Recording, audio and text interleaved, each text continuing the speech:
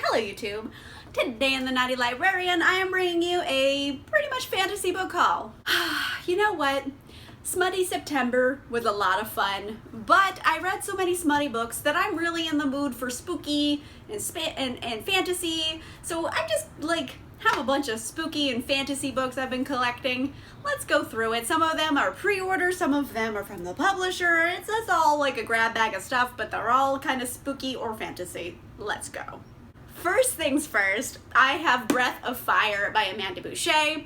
I loved the first book of this series, A Promise of Fire. In fact, I was about, like a third to halfway through it, and I was like, I need book 2, need to order it. So I did. This is basically just a continuation from book 1. This is the story of Kat and Griffin. Kat is a woman with magical abilities. Basically this world is kind of, the Greek gods are involved, there's magic, there's people with it, there's people without it, and like kingdoms and fighting and all kinds of stuff. So it's a big fantasy-ass world. And also, it's a romance. So you have Kat and Griffin. Kat is the kingmaker. She has a lot of magical abilities.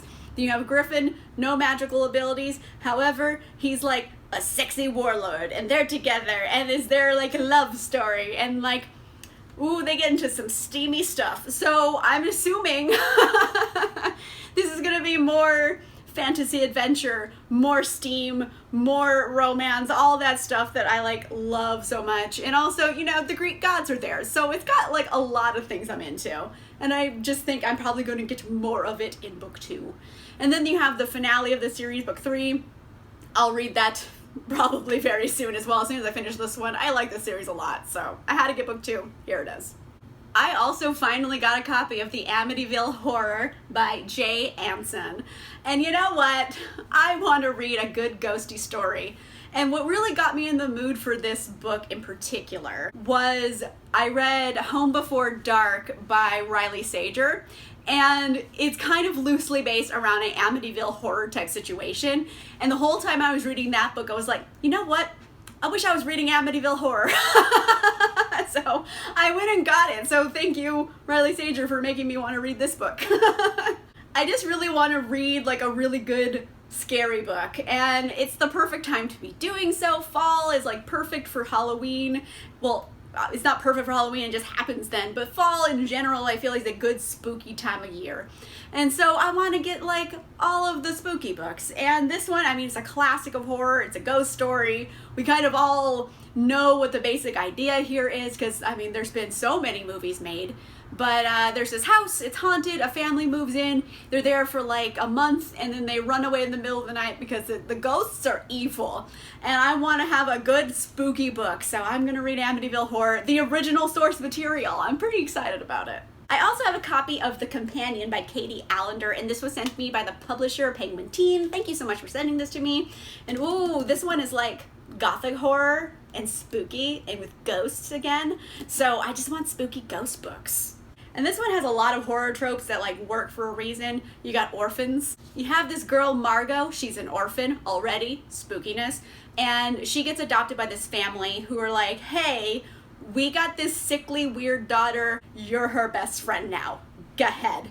And creepy things start happening around this house. I mean, this is a very common trope in like gothic horror. Like you have The Turn of the Screw, classic gothic horror story. Kind of similar to this, except it's not a governess, it's just like a companion, hence the title. But like, ooh, creepy orphans and a ghostly manor house, I love. So I'm just really into like spooky books, and this one, I feel like it's gonna be gothic horror, so I'm not sure if it's gonna be real ghosts or, you know, scary mental ghosts. I'm not sure, but I am definitely very intrigued by it. I want like good atmospheric eerie books, and this one seems eerie AF. I also picked up a copy of Dark of the West by Joanna Hathaway. This one I just randomly I was watching YouTube and this person was like, oh, you should read this book, and I was like, I should read that book. This is, it's a YA fantasy, except it also has like fighter pilots in it, so I'm like, okay, there's airplanes in this fantasy world, that's cool. And in it, it's kind of a similar theme and storyline we've seen before. There's like rival nations.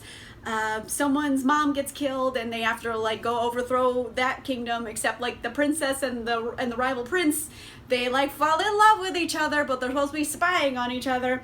It's like a common story plot thing that we've seen a lot, but like when it works for a reason. And I mean, I did see this on BookTube. The cover is really cool. There's horses and birds and skulls and planes and a badger, I think. I'm not sure what creature that is. It's a badger or a fox. It's not really clear, but the cover's cool. It was recommended to me, and I'm pretty excited about it. I mean, is it a common like plot we've seen before? Yes, but when it works, it works. So I'm excited. I definitely want to try this one out. It might be really, really good. I finally got a copy of Raybearer by Jordan Ifuenko, and I've heard nothing but amazing things about this story. I'm so excited to read this. And again, this is kind of a common fantasy trope theme idea we've seen before. Again, it's like, oh, I'm supposed to spy on you and kill you, but instead I like you. I mean, yes, it's kind of ubiquitous with a lot of YA fantasy. However, when it works, it works. And I really do like that trope. If someone says like, oh, it's these two characters and then they're supposed to be enemies, but then they can't stop making out with each other, I'm like in love. So it has that base plot. But we're following this girl, I believe her name is Tarasai. I'm not sure the pronunciation of that, but her name, we'll go with Tarasai for the sake of this video. She is kind of raised by this woman she calls the lady, so I'm already something is fishy here. And she's like, oh, you should go to, you know, the capital city, compete to be part of like the council for the prince, and then once you get in the council, you gotta kill the prince. And she's like, but like, do I? So she's kind of like coming of age and finding who she really is and what she wants to do to belong, and power struggles, and also mysterious lady who's like into some shit. So like it has a lot of cool ideas going on here. And again, I've heard nothing but amazing reviews for this, so I am so pumped to read this. I'm like so into it. This pre-order came in. I'm in love with it, and this is The Trouble with Peace by Joe Abercrombie. This is the latest book in the First Law world. I mean, it was a trilogy, now there's a new trilogy, so it's the First Law universe, and this is the latest book. It just came out. And I ordered from Barnes & Noble because they do sell signed copies. It's not really a lot of a signature, but it's signed and I have it, damn it. This is book 2 of the new trilogy coming out. This is the sequel to A Little Hatred. A lot of things went down in A Little Hatred. There's a lot of open ends right now. So I'm assuming this is just going to continue on with these open threads.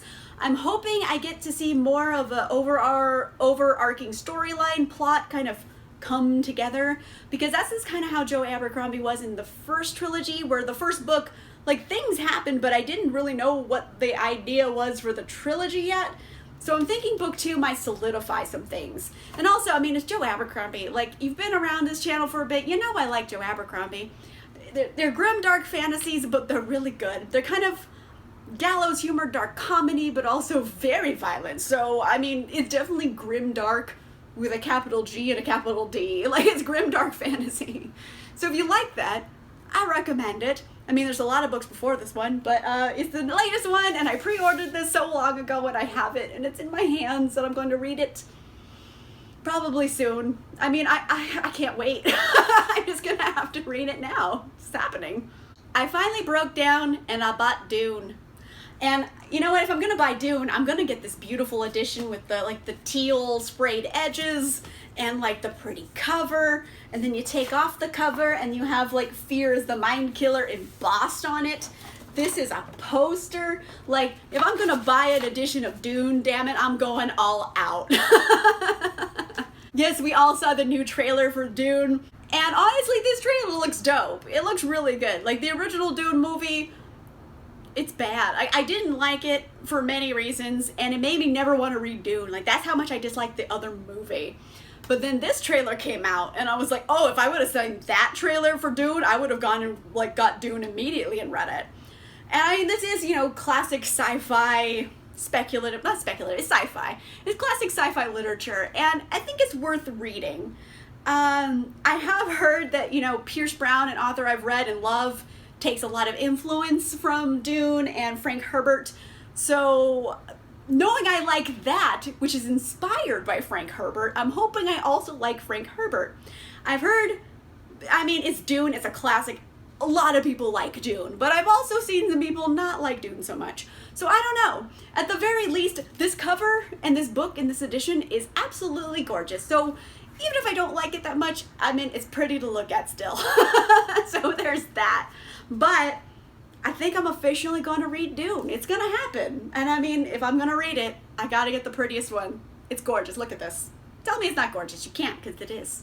Alright, so those are just a few books I got lately. Lots of fantasy, lots of spooky delights. Just kind of stuff I'm into right now. I mean, it's 2020. I think that lends to people just wanting to read dark, spooky stuff, because 2020 is hard enough as it is. We might as well just go full force into it. Let me know in the comments down below. Have you read any of these books? And if so, did you like them? Did you dislike them? What are your thoughts on Dune? Are you into the new trailer? All of that, comments down below. Also, in the description down below, I did put links to everything so you can find them easily if you are interested in getting them. I get that request a lot, so I've just started doing it from now on. There's going to be links in the description.